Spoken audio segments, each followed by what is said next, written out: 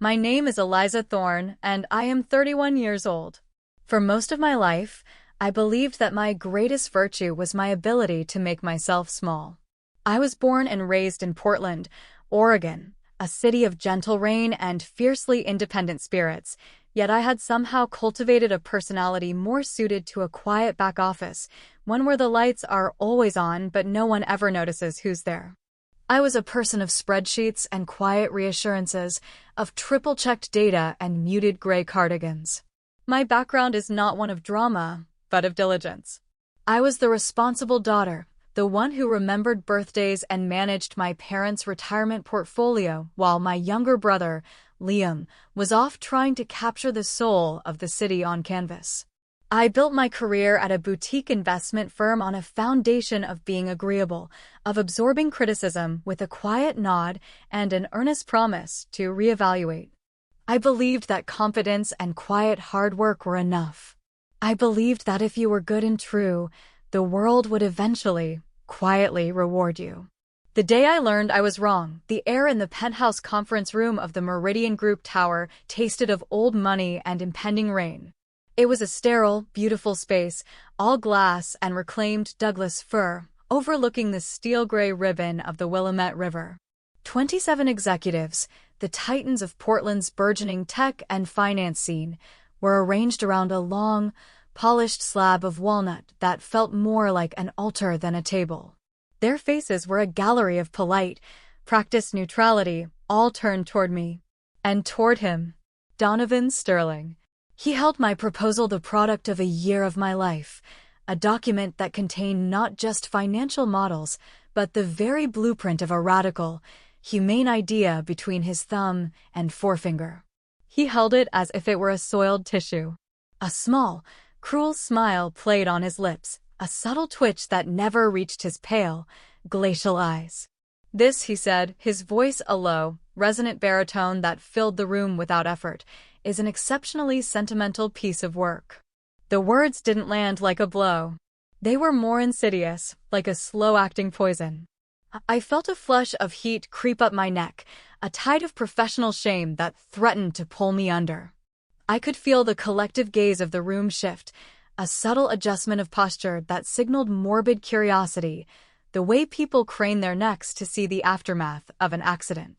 For $1 million, Donovan continued, letting the proposal drift down onto the table with a soft, dismissive whisper of paper. This is the seed funding you believe is required for this project? He leaned back in his leather chair, a monarch surveying his court, every gesture a study in languid power. Eliza, you have a good heart. But business isn't about heart. It's about nerve. And you are clearly not equipped for this arena. In that moment, suspended in the cool, filtered air, my body, trained in a lifetime of quiet acquiescence, presented me with my usual options: murmur an apology, feel a hot prickle of tears behind my eyes, or simply nod and accept the verdict. I had always been Eliza the prudent. I was the one who smoothed over conflicts, the one who found the middle ground, the one who never raised her voice because she believed harmony was more productive than dissent. I had learned to sand down my own sharp edges until I was smooth and unremarkable, easy to handle, easy to overlook. But as Donovan Sterling delivered his judgment, something inside me didn't just crack. It shifted. It was like a geological fault line, deep within me, that had been under pressure for years, finally giving way. It wasn't a violent earthquake. It was a deep, silent, fundamental realignment of my own inner continent. It wasn't the emotional collapse he so clearly anticipated, the satisfying crumble that would confirm his dominance. It was something else entirely. A profound and unnerving stillness. He had finished his performance, his hands now forming a steeple beneath his chin, waiting for me to dissolve. The room held its breath, a vacuum of sound. I looked him directly in the eye, the blue of his gaze as empty and vast as a winter sky over the ocean. "You're absolutely right, Mr. Sterling," I said. My voice was even, devoid of the tremor I felt resonating deep in my bones. A flicker of surprise in his eyes. He blinked. It was the only tell, a brief interruption in his flawless facade. I'm clearly not equipped for your arena. I stood, my movements deliberate and unhurried. I gathered my laptop and the single copy of my presentation. My hands, to my own astonishment, were perfectly steady. Thank you all for your time. As I walked toward the heavy glass doors, a symphony of murmurs erupted behind me. I didn't need to hear the words to understand their meaning. No one walks out on Donovan Sterling. Especially not a junior analyst he has just publicly dismantled. But I wasn't walking out defeated. I was walking out, and that, I was beginning to realize, was a victory in itself. The parking garage was a concrete cavern, cool and smelling of damp cement and exhaust. I slid into the driver's seat of my practical hybrid and just sat there, the key fob cold in my palm, for a long time. The tears I had suppressed in that boardroom never came. The panic I should have felt was absent. In their place was a strange, crystalline clarity, as sharp and clean as the cold air outside. I thought about all the times I had seen men like Donovan Sterling dismantle people, not with sound business reasoning, but with the sheer, crushing weight of their own ego. I thought of the brilliant women I'd watched slowly fade from the industry, their light dimmed by 1,000 daily slights, being talked over in meetings, having their ideas casually appropriated by male colleagues, being praised for their diligence, while being passed over for promotions that required vision. My mind drifted to a former colleague, Maria, a software architect of breathtaking talent. Donovan had publicly ridiculed her proposal for a new platform, calling it overly complex and academically indulgent. A year later, he rolled out the exact same architecture under a new project name, taking full credit when it became the new industry standard. Maria had quietly resigned and was now teaching coding to high school students. She seemed happy, but a spark in her had been extinguished. I thought about a young data scientist named Kenji, who had been pressured into signing away his intellectual property rights to a groundbreaking predictive algorithm. He was laid off 2 weeks later for redundancy. Donovan had built a multi-million-dollar subsidiary on the back of Kenji's work, a subsidiary whose success was a cornerstone of the Meridian Group's impending IPO. This wasn't business. This was a form of predation, dressed up in bespoke suits and sold as ambition.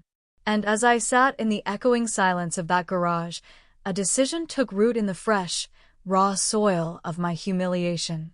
Donovan Sterling was going to learn what it truly meant to be ill-equipped. Let me be clear. I didn't fantasize about a dramatic, Hollywood-style revenge. There would be no ruined weddings, no clandestine affairs brought to light, no descent into illegality. My response would be quieter, more elegant. It would be a matter of correction. I wanted him to feel, just for a moment, the icy chill of powerlessness. I wanted him to see the empire he'd built on the ghosts of other people's dreams treated with the same contempt he'd shown my proposal. And more than anything, I wanted to build a firewall, not of vengeance, but of truth, to ensure he couldn't burn anyone else. I drove home not to my quiet, orderly apartment in the Pearl District, but to the slightly ramshackle Craftsman in southeast Portland where I grew up, where my brother, Liam, was currently living. The house smelled of turpentine, damp earth from the garden, and brewing coffee. Liam was in the garage, which he'd converted into a studio, a whirlwind of creative chaos surrounded by canvases that pulsed with color and life. "Whoa, Eli," he said, pushing a stray lock of dark hair from his forehead, leaving a faint streak of cobalt blue. "You look like you just stared into the void." "Something like that," I said, sinking onto a paint-splattered stool. I told him everything. The months of painstaking research, the careful construction of the proposal, the meeting, Donovan's condescending tone, the torn contract. He'd literally torn it in two, a piece of corporate theater I had almost forgotten in the larger shock, the word sentimental hanging in the air like a foul odor. Liam listened, his usual restless energy subdued into a state of focused attention. When I finished, he put down his palette knife. "Good," he said. I blinked. "Good?" "Liam, I was just professionally eviscerated. My career in the city might be over. No, he said, his gaze serious and kind. Good that you're finally seeing him for what he is. I've been watching you for years, Eli. You've been trying to win a game where the rules are written by guys like that. You've been so busy being the good girl, the responsible one, trying to fit into a box that was never built for you. He didn't just tear up your proposal. He tore up the ridiculous costume you've been wearing. He gestured at his canvases, vibrant and messy and fiercely alive. Your problem isn't that you're not equipped for his arena. It's that you've been fighting in the wrong one. He was right. My entire professional life had been a masterclass in self-effacement. And it had led me here, to a paint-stained stool in my brother's garage, stripped of my professional dignity by a man who saw my ethical, careful work as a character flaw. That night, I didn't make a list of vengeful fantasies. I sat at my childhood desk, the wood scarred with the homework of 2 lifetimes, and I made a list of Donovan Sterling's vulnerabilities. Every fortress, no matter how imposing, has its weaknesses. First, his reputation. Donovan had painstakingly crafted an image of himself as a visionary, a tough but brilliant titan of industry. His ego was a fragile, exquisitely blown glass sculpture, entirely dependent on the admiring gaze of others. Second, his micromanagement. He trusted no one. The idea that someone else might be orchestrating events beyond his control was his greatest fear. Third, his marriage. The whispers were persistent, though always carefully muffled. His wife, Catherine Sterling, was a pillar of Portland society, a beautiful and dedicated philanthropist, the chair of a prestigious children's arts foundation. But there were stories of a profound chill between them, of a marriage that was more of a strategic alliance than a partnership. Fourth, and most critically, the Meridian Group's upcoming IPO. They were less than a year away from going public. Donovan had been on a media charm offensive, promising investors spectacular returns, painting a picture of a flawless, unstoppable corporate entity. He was overleveraged on his own mythology. My path forward began to appear, not as a destructive rampage, but as a careful, methodical process of revealing the truth. The next morning, my first call was not to a lawyer, but to Dr. Lena Petrova. Lena was the quiet genius behind the technology one had tried to champion. She had developed a revolutionary neural interface system called ECHO, designed to help people with severe motor neuron diseases, like ALS, communicate using their brainwaves. It was life-altering technology, born not from a desire for profit, but from compassion. Lena's own father had spent the last 3 years of his life locked inside a body that wouldn't obey him, his brilliant mind trapped and silent. Echo was her life's work, her tribute to him, a promise that others would not suffer the same fate. My proposal to Donovan had been about her. The $4 million figure he'd scoffed at was just the initial investment to get the device through its final FDA trials. The full deal was a complex, beautiful structure designed to protect Lena's vision. It guaranteed her complete control over the research, established a nonprofit foundation to provide the technology to families who couldn't afford it, and created a long-term research fund for degenerative neurological diseases. It was a proposal built on a different definition of profit. Donovan hadn't even bothered to read that far. I found Lena in her lab at OHSU, a wonderfully cluttered space that smelled of ozone and strong black tea. She listened intently as I recounted the meeting, her intelligent eyes thoughtful behind her glasses. "I am not surprised, Eliza," she said when I finished, her voice soft but with a core of steel. "He approached me directly 2 months ago. Behind your back." I felt a cold knot tighten in my stomach.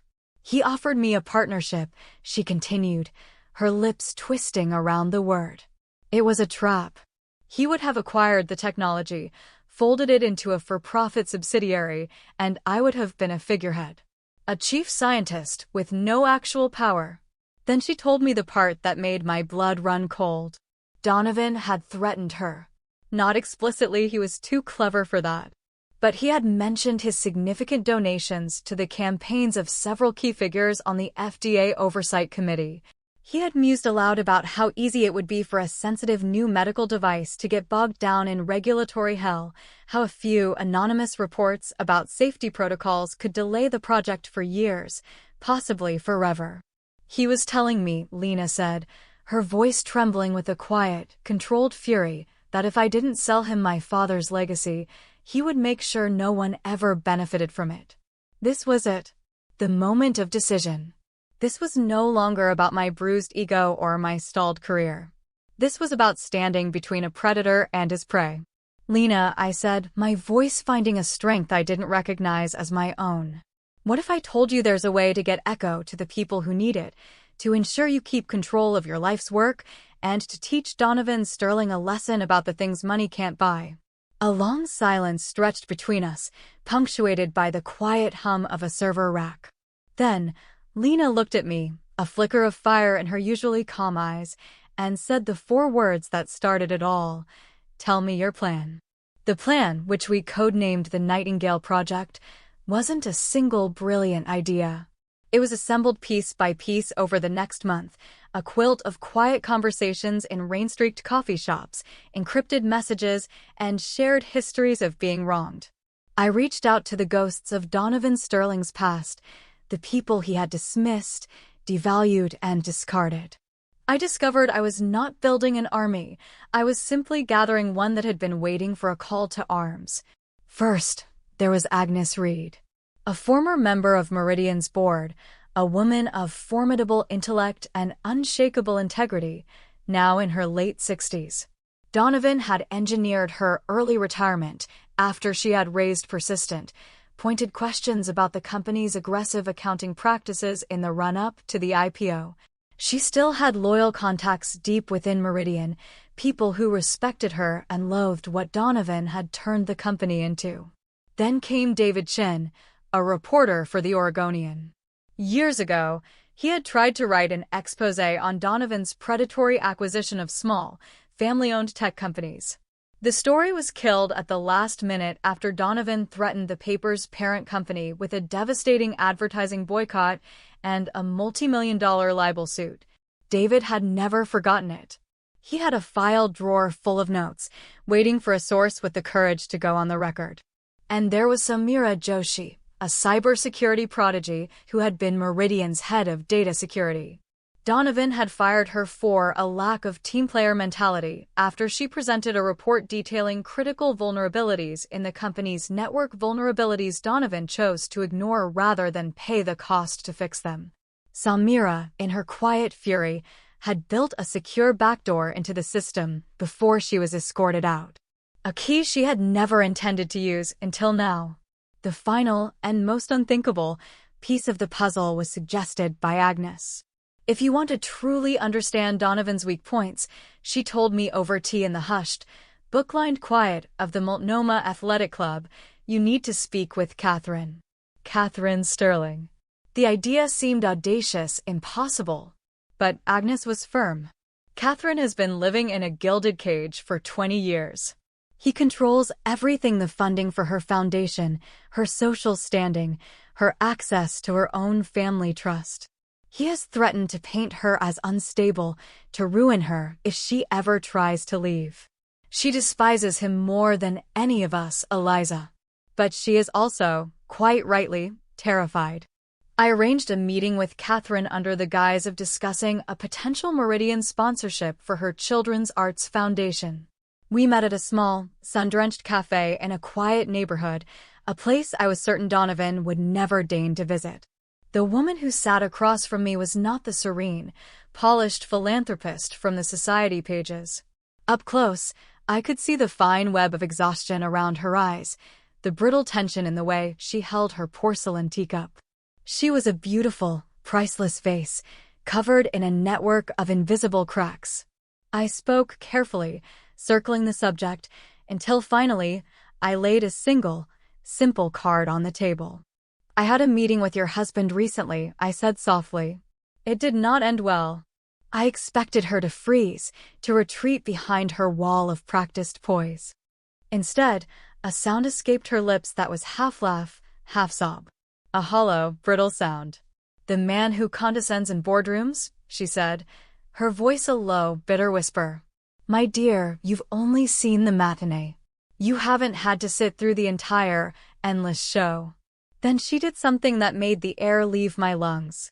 She pushed up the sleeve of her cashmere sweater. A faint, yellowish bruise, in the distinct shape of 4 fingers and a thumb, marred the pale skin of her forearm. The ghost of a grip.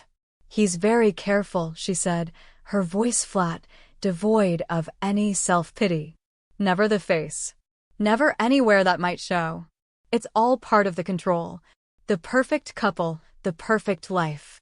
It's a prison, Eliza. Just a very beautifully decorated one. I felt a wave of cold sickness. The Nightingale Project had, until that moment, felt like a complex game of chess. A high-stakes corporate maneuver. But this changed everything. This was no longer about professional justice. It was about human decency. It was about rescue. I cannot be seen to be helping you, Catherine said, pulling her sleeve back down. He would destroy me. But I can give you things. Information. And when the time is right, I will light the first match. That night, sleep was impossible. The plan felt fragile, inadequate. I was playing chess while Donovan was playing a much more brutal game. The next morning, I called Lena. I told her about Catherine. About the bruise. There was a long silence on the line. Then Lena's voice, harder than I'd ever heard it. He threatened my father's work. He humiliated you. He abuses his wife. This man doesn't deserve a lesson, Eliza. He deserves to be exposed. Tell me what you need from me. We set the pieces on the board with the quiet precision of clockmakers. Lena, in an act of breathtaking courage, reached out to Donovan directly. She told him she'd had a falling out with me, that my idealism was holding back the project, and that she'd reconsidered his much more pragmatic offer. Donovan, his ego preening at having won her over from his sentimental, incompetent competitor, was delighted. He invited her for a private meeting at his office the following week to finalize the terms. While Lena prepared for her role as our Trojan horse, the rest of us worked in the shadows. Samira Joshi set up a completely secure, untraceable communication network for our team. Agnes Reed, through her loyalists inside Meridian, began feeding us internal documents, manipulated quarterly reports, suppressed data on failing ventures, projections for the IPO that were pure fantasy. It was not just corporate spin, it was textbook securities fraud. And Catherine. Catherine gave us the heart of the operation. For the last 5 years, she had been keeping a secret digital journal, documenting everything. Dates, times, incidents. And she had recordings. Dozens of audio files captured on her phone during his tirades. Donovan berating her in their home. Donovan on a speakerphone call, instructing his CFO to creatively account for losses in a failing subsidiary. Donovan, in a chillingly calm voice, threatening a former household employee who had considered filing a complaint against him. He has no idea, Catherine told me, passing me a tiny, encrypted flash drive during a supposed charity luncheon. He thinks I'm decorative. He thinks I'm too weak to ever fight back. He mistakes grace for weakness. The day of Lena's meeting with Donovan arrived, shrouded in a classic Portland drizzle. Lena was wired for sound. Not with some clumsy device, but with Samira's creation, a beautiful, minimalist silver pin worn on her lapel, a piece of modern jewelry that housed a state-of-the-art microphone. I sat in a small coffee shop across the street from the gleaming Meridian Tower, my heart a frantic drum against my ribs. Every minute that ticked by was an agony of suspense. If he discovered her, the thought was too terrifying to complete. 3 hours later, Lena walked into the coffee shop. Her face was pale, but her eyes were incandescent. She slid the pin across the table to me without a word. I got it, she breathed. I got everything. That night, the 5 of us, me, Lena, Agnes, Samira, and David, gathered in a sterile, anonymous meeting room we'd rented by the hour. We plugged the pin's receiver into a laptop, and we listened. The recording was a portrait of a predator. The first hour was Donovan the charmer, the visionary. He lauded Lena's brilliance. He spoke of legacy, of changing the world together. Then, once he believed he had her completely on his side, the mask slipped. He laid out his real plan for Echo. He would patent it under a new Meridian subsidiary. She would be given a generous salary and a lofty title, but would have zero operational control. When Lena pushed back, gently questioning the profit-first model, he chuckled. Science, especially medical science, needs a strong hand to guide it to market, he'd said, his voice slick with condescension. It's a messy, emotional business. A few whispers in the right ears about trial inconsistencies, a friendly chat with an old colleague at the FDA. Your beautiful little project could be tied up in red tape for a decade. It's just how the world works, my dear. But the final blow, the one that made the air in the room turn to ice, came when Lena asked him why he had so summarily rejected my proposal. Eliza Thorne, he'd scoffed, and I felt a fresh wave of humiliation, even hearing it secondhand. She's a nobody. Another earnest, quiet woman who thinks doing good work is enough. I've seen 100 of them. They either learn to play the game, or they get taken off the board. He then went on to describe, in chilling, meticulous detail, how he had been subtly sabotaging my career for the past year. A quiet word to my direct superior about my lack of killer instinct. A phone call that killed a promising interview I'd been a finalist for at another firm, an opportunity one never even knew I had lost. I sat there, frozen. I had attributed my recent professional stagnation to a competitive market, to my own perceived shortcomings. It had never occurred to me that there was a hidden hand actively working against me. But why? Lena had asked on the recording, her voice a perfect imitation of innocent curiosity. Why go to so much trouble for someone you consider a nobody? Donovan's reply was quiet, almost reflective, and it was the most terrifying thing I had ever heard. Because she reminds me of my wife. Before I taught her better. That same quiet, stubborn belief that she knows a better way. That moral superiority. Some people just need to be reminded of their place in the world. The recording ended. The only sound in the room was the soft hum of the laptop's fan. I couldn't move. I couldn't breathe. The door opened, and Catherine Sterling slipped into the room, her face pale. She had been waiting in the hallway and had heard the last part. Her expression was a mask of grief and steely resolve. Now you see, she said softly. It's not about business. It never was. It's about power. It's about putting people back in what he believes is their proper place. In that moment, the last vestiges of my fear burned away, replaced by a cold, hard clarity. This was not about revenge for me, or justice for Lena, or even just rescue for Catherine. This was about cauterizing a wound. It was about stopping a sickness from infecting anyone else. I looked at the faces around me, Lena's fierce determination, Agnes's grim righteousness, Samira's quiet fury, David's journalistic zeal, Catherine's terrified courage. They were all looking at me, waiting. Tomorrow, I said, my voice as steady as a surgeon's hand. Tomorrow, the nightingale sings. We met at dawn in the same anonymous room. The air was thick with a nervous, electric energy. Catherine looked like a wraith, her face drawn, but her eyes shining with a terrifying resolve. She was walking toward the complete demolition of her own life, and she was doing it with her eyes wide open. Are you sure about this, Catherine? I asked her one last time. She gave me a small, sad smile. I've been a prisoner in a beautiful painting for 20 years, Eliza. I'm ready to burn the museum to the ground. The Nightingale Project was deployed with the quiet precision of a tidal change. We would not break the law. We would not lie. We would simply let the truth, in all its devastating weight, find its own level. At 8 a.m., Step 1 commenced. David Chen's article went live on the front page of the Oregonian's website. It was a masterpiece of investigative journalism, not a screed, but a meticulously documented exposé. It detailed Donovan's history of predatory business practices, citing on-the-record sources and cross-referenced timelines. And most damningly, it included transcribed, verified quotes from the recording Lena had made. By 8:15 a.m., the story was the #1 trending topic in the Pacific Northwest.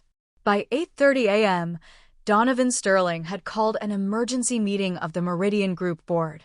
At 9 a.m., as Donovan was locked in that penthouse conference room, the very room of my humiliation, trying to spin the article as a hit piece by a disgruntled journalist, Samira Joshi initiated step 2.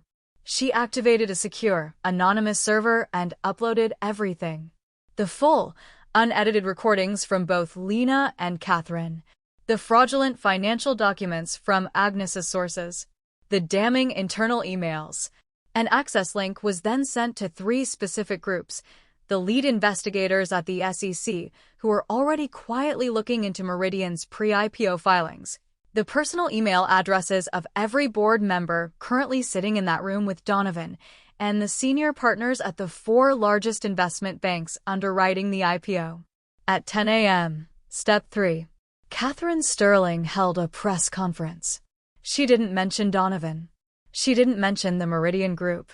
Standing at a podium bearing the logo of her Children's Arts Foundation, she announced a major new initiative, the Sanctuary Fund, dedicated to providing legal, financial, and psychological support for victims of domestic abuse and workplace harassment in high-pressure corporate environments. Too often, she said, her voice clear and strong, we mistake aggression for strength. We mistake wealth for worth. It is time we recognized that the most polished surfaces can hide the deepest rot. She never said his name. She didn't have to. And where was I while the world was quietly and methodically closing in on Donovan Sterling? I was sitting in his office. His executive assistant, a young man with perpetually nervous eyes, had been easy to get past. I'm here to offer my personal apology to Mr. Sterling, I'd said, my voice saturated with a convincing, counterfeit humility. I've had time to reflect, and I realize he was right about my proposal. Confused but accustomed to the whims of the powerful, he had buzzed me in. I sat in one of the plush leather chairs facing his massive, immaculate desk. The room was a monument to his ego, framed magazine covers featuring his steely gaze, photos of him with governors and tech billionaires, a large, abstract sculpture that looked like a jagged mountain peak. I felt an almost zen-like calm, not triumph, not glee, just a profound sense of a circle being closed, of a story reaching its necessary conclusion. The door flew open an hour later. Donovan stormed in, his face a mask of purple-tinged fury. He didn't see me at first. He slammed the door, strode to his desk, and gripped its edge, his knuckles white. Get me legal. Get me PR. Get everyone. He trailed off as his eyes finally landed on me, sitting quietly in the chair. The shock on his face was a delicious, fleeting thing to witness. What the hell are you doing here? He snarled. I allowed myself a small, placid smile. I wanted to have a good seat for the show. For what? For me to call security and have you thrown out into the rain? No, I said calmly. For this. The moment you realize that the rules have changed. He laughed, a harsh, ugly bark. You think one shoddy article is going to stop me? I've weathered worse storms than this. This will all be a memory in a week. It's not the article, Donovan, I said, keeping my voice soft. It's the server. The one your board members are currently reviewing on their phones while you're trying to lie to them. It has the recordings. All of them. The one from Lena Petrova's meeting. And the ones Catherine made at home. The SEC has your real financials. And your underwriters. Well, my phone tells me the first 2 have already pulled out of the IPO. I watched the color drain from his face. I watched the sequence of emotions play out like a time-lapse film, disbelief, followed by rage, followed by confusion, and then, finally, the one thing I had never seen on him before. Raw, undiluted fear. You can't prove any of that, he stammered, his voice losing its baritone authority. We don't have to prove it anymore, I said, standing up. We just had to show them where to look. Your board is voting on your immediate suspension as we speak. The U.S. Attorney's Office for the District of Oregon is likely drafting a warrant. And Catherine has just filed for divorce, citing years of abuse, corroborated by evidence that is now in the hands of the court. He moved then, a primal sound of fury tearing from his throat. He rounded the desk, his hand raised. Not a strike, but as an involuntary gesture of rage. I didn't flinch. I didn't even step back. I simply stood my ground and met his gaze, my own stillness a shield. I wouldn't, I said, my voice still quiet. I nodded toward the corner of the ceiling. That security camera is on. And I imagine the feed is being watched very, very carefully right now. His hand stopped, hovering in the air for a moment before dropping to his side. In that instant, he seemed to collapse inward. The titan of industry vanished, leaving only a small, terrified man, his power evaporating around him like mist in the morning sun. Why? He whispered, the question raw and bewildered. Because I rejected your sentimental little project? Because I hurt your feelings? Even at the very end, he couldn't see it.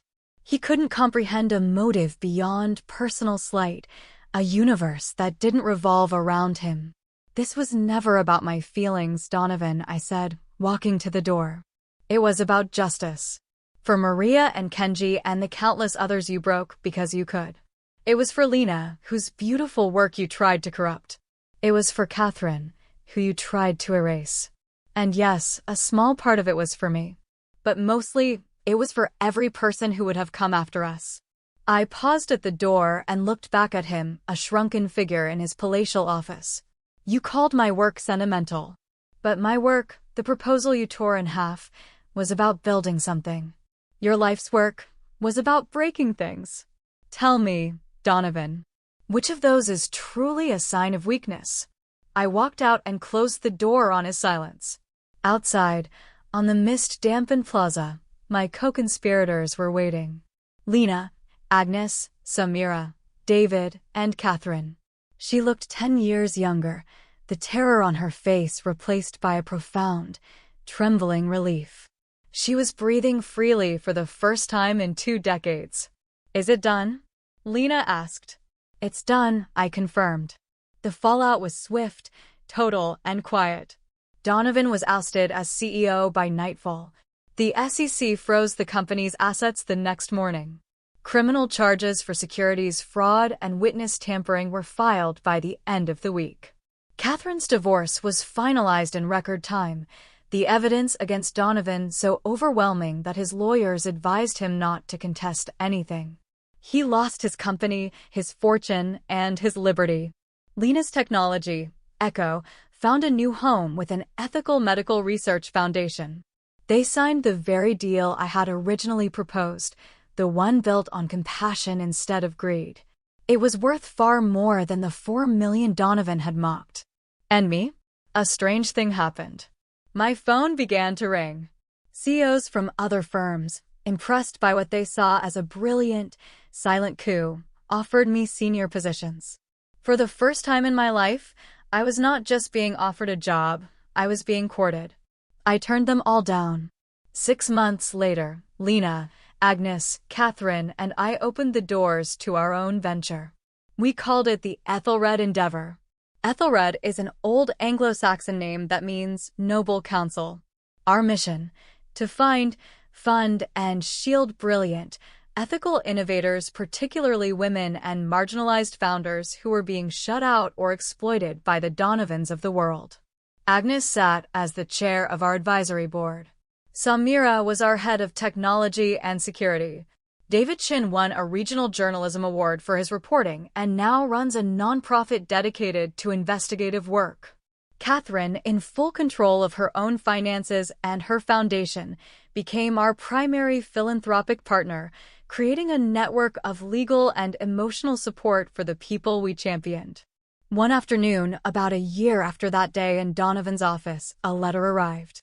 Expensive, cream-colored stationery, no return address. Inside, a single sentence in Donovan Sterling's arrogant, sloping handwriting: you were not sentimental. You were strategic. It wasn't an apology. It was an assessment. A concession from a defeated player who finally understood the game he'd lost. I read it once, then slid it into the recycling bin. He still didn't understand that it was never a game. I still think about that conference room sometimes. I think about the woman I was, the one who was so ready to apologize for her own convictions. I realize now that Donovan Sterling didn't break me that day. He woke me up. He showed me the cage I had built for myself, and in his cruelty, he handed me the key. My brother Liam visited our new office last week, a bright, airy space in a converted warehouse, filled with whiteboards and hopeful schematics. He looked at the bustling space, at the plans for a new clean water technology on one wall and the legal framework for an open-source agricultural patent on another. He put his arm around my shoulder, his hand leaving a faint, familiar smudge of raw umber on my sleeve. "See," he said, a proud grin on his face. "I told you were in the wrong arena. Looks like you decided to build a whole new one instead." And he was right. The world is full of men who believe they are Atlas, holding the entire world on their shoulders. We had simply shown one of them that the world could choose to shrug. It could choose to stand on its own and leave him to collapse under the crushing weight of his own ego. The Nightingale Project wasn't about tearing him down. It was about giving everyone he stood on the courage to stand up. And in the end, that was a foundation that could never be broken.